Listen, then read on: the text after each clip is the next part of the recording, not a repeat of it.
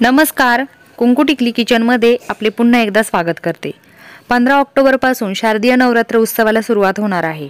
तर या नवरात्र उत्सवामध्ये आपण घरोघरी घटस्थापना करत असतो, त्याचबरोबर सार्वजनिक मध्ये देखील घटस्थापना केली जाते। तर घटस्थापना कशी करायची याचा व्हिडिओ आपण पाहिलेला आहे। तर नवरात्रीमध्ये अखंड दिवा देखील लावला जातो। तर हा अखंड दिवा कसा लावला जातो, हा दिवा आपल्याला 9 दिवस सतत तेवत ठेवायचा असतो।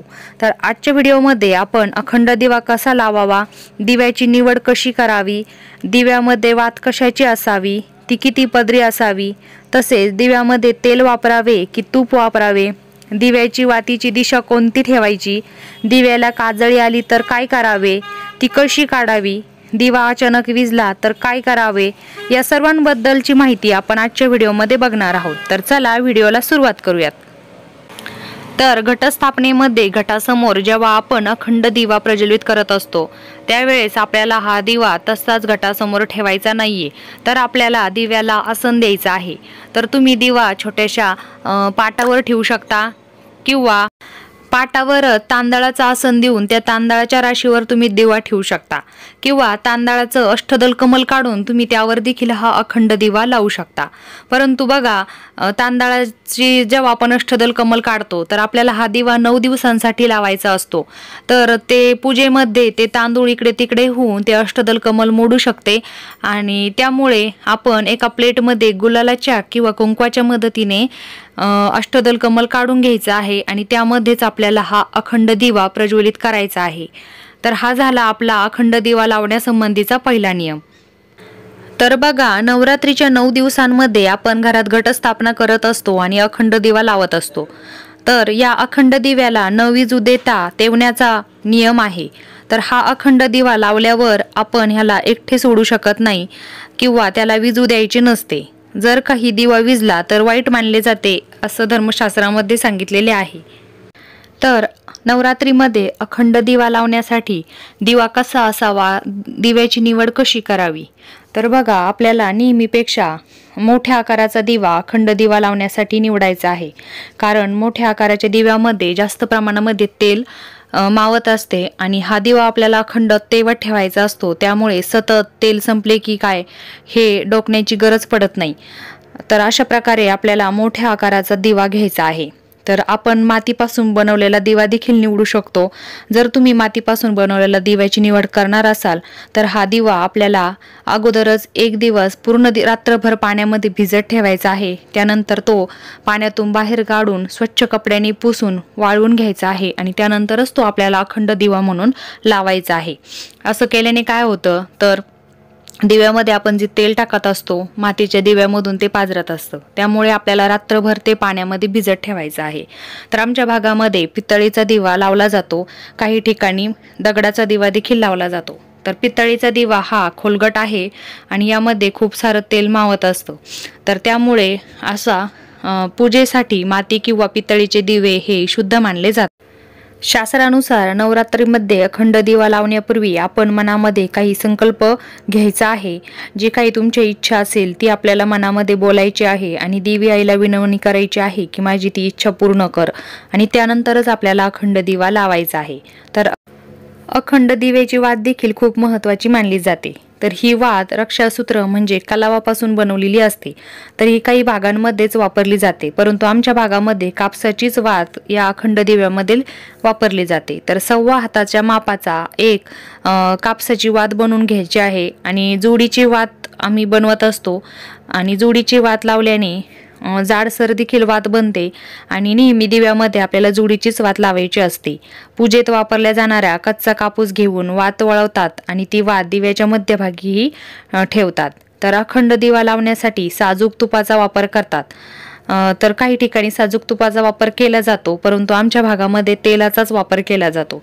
तर बघा, नवरात्रीचा सण हा काहीसा थंडीच्या भागामध्ये येत असतो, तर थंडीमुळे बघा तूप थिजत असतं, त्यामुळे आपण तुपाचा दिवा शक्यतो टाळायला हवा, आणि तेलाचा दिवा आपण लावायला हवा। जर आपल्याकडे दिवा लावण्यासाठी तूप नसेल तर आपण तिळाच्या तेलाचा दिवा लावू शकतो। मोहरीची तेल खूप शुद्ध असल्यास आपण ते देखील वापरू शकतो। तर अखंड दिवा देवी आईच्या कुठल्या बाजूस ठेवावा हा देखील प्रश्न असतो। तर आपण बाजू लक्षात न घेता आपल्याला बरोबर घट ज्या ठिकाणी बसवलेला आहे आणि जे आपले मंगल कलश असतो आणि देव देखील आपण घटी बसवलेले असतात, तर त्या सर्वांकडे तोंड होईल अशा पद्धतीत आपल्याला दिवा लावायचा आहे। घटातून पाझरणाऱ्या पाण्यामुळे आणि दिव्याच्या उष्णतेमुळेच घटातील धन हे वाढत असते। या कारणामुळे आपण दिवा अगदीच घटाच्या जवळ लावायचा नाहीये, तर थोडंसं अंतर ठेवायचं आहे। कारण जेव्हा धन उगून मोठं होतं तेव्हा दिव्याच्या प्रकाशामुळे ते धन खराब होऊ शकतं, त्यामुळे अतिउष्णतेमुळे ते खराब होऊ शकतं। त्यामुळे थोड्याशा अंतरावरच आपल्याला हा अखंड दिवा लावायचा आहे। हा अखंड दिवा काही कारणास्तव जर विझला, आपलं लक्ष नसेल, नकळतपणे तो विझला गेला तर आपण घाबरून जायचं नाहीये। कारण बघा पूर्वीच्या काळी काय व्हायचं की हा अखंड दिवा जेव्हा लावला जायचं त्यावेळेस घटाला पडदा लावला जायचा, म्हणजे जेणेकरून हवा त्यामध्ये जात नव्हती आणि दिवा विझत नव्हता। त्याचबरोबर आपण आता काय काळजी घ्यायला हवी, तर आपण जेव्हा अखंड दिवा लावत असतो तर त्या रूममध्ये खिडकी असेल तर ती खिडकी लावून घेणे, दरवाजा लावून घेणे, फॅन चालू न करणे, ह्या सर्व गोष्टींची काळजी आपण घ्यायची आहे। आणि हे करत असताना देखील नकळतपणे जर तुमच्याकडून दिवा विझला गेला तर आपण घाबरून जायचं नाहीये। तर अखंड दिव्यामधील तेल आपण जेव्हा बदलत असतो किंवा त्यातील जी वात संपली तर ती वात आपल्याला जर बदलायची असेल तर दिवा हा विझणारच आहे। तर अशा वेळेस आपण काय करायचं की हे सर्व कामं करायच्या आधीच, म्हणजे दिव्यातील तेल टाकायच्या आधी किंवा म्हणजे दिवा जर विझला असेल तर आपल्याला एक छोटासा दिवा अखंड दिव्याच्या बाजूलाच प्रज्वलित करायचा आहे। आणि दिव्यातील वात जेव्हा आपण बदलू त्यावेळेस या छोट्याशा दिव्याने तो अखंड दिवा पुन्हा प्रज्वलित करून घ्यायचा आहे आणि तो विझलेला दिवा पुन्हा लावायचा आहे। तर अशा प्रकारे आपल्याला अखंड दिव्याची काळजी घ्यायची आहे। आणि बघा दिव्यामध्ये जर काजळी आलेली असेल तर ती काजळी कशी काढायची असा प्रश्न बऱ्याच महिलांना पडत असतो। तर काजळी तर आपल्याला काढावीच लागते, कारण काजळीमुळे आपला दिवा हा व्यवस्थित तेवत नसतो, त्याची ज्योत ही व्यवस्थित चालू नसते। तर ती काजळी आपल्याला काढायची असते। तर ती काढायची कशी, कारण काढायला गेलं तर आपला दिवा विझू शकतो। तर आपण काय करायचं आहे की आपल्या प्रत्येकाच्या घरामध्ये लाचखंड असतं बघा, तर त्या लाचखंडाच्या मदतीने ती काजळी आपल्याला अलगदपणे काढून घ्यायची आहे, दिवा विझू न देता। किंवा छोटीशी कात्री जर असेल तुमच्याकडे तर त्या कात्रीच्या मदतीने देखील तुम्ही ती काजळी अलगदपणे काढू शकता। तर त्या काजळीचं काय करायचं, तर ती काजळी आपल्याला देवीचा अंगारा म्हणून आपल्या घरातील लहान मुलांना किंवा प्रत्येक सदस्यांना तो अंगारा म्हणून लावायचा आहे। तर ती काजळी देखील आपल्याला वाया जाऊ द्यायची नाहीये। तर अशा प्रकारे खूप साऱ्या नियमांचं पालन करून आपल्याला नवरात्रीतील घटस्थापनेमध्ये अखंड दिवा प्रज्वलित करायचा आहे आणि व्हिडिओत सांगितल्याप्रमाणे दिव्याची काळजी देखील आपल्याला घ्यायची आहे। एक सगळ्यात महत्त्वाची गोष्ट मी तुम्हाला सांगू इच्छिते की अखंड दिवा जेव्हा आपण प्रज्वलित करतो आणि तो विझवला जातो किंवा काहीतरी नियमाचं पालन आपल्याकडून होत नाही, तर अशा वेळेस आपण देवी दुर्गा मातेकडे किंवा जगदंबेकडे, जी कोणती तुमची कुलस्वामिनी असेल तिच्याकडे आपल्याला हात जोडून क्षमा याचना ही करायची आहे। आणि त्यानंतर पुन्हा आपण दिव्यासंबंधीचे नियमांचे पालन करायला सुरुवात करायची आहे।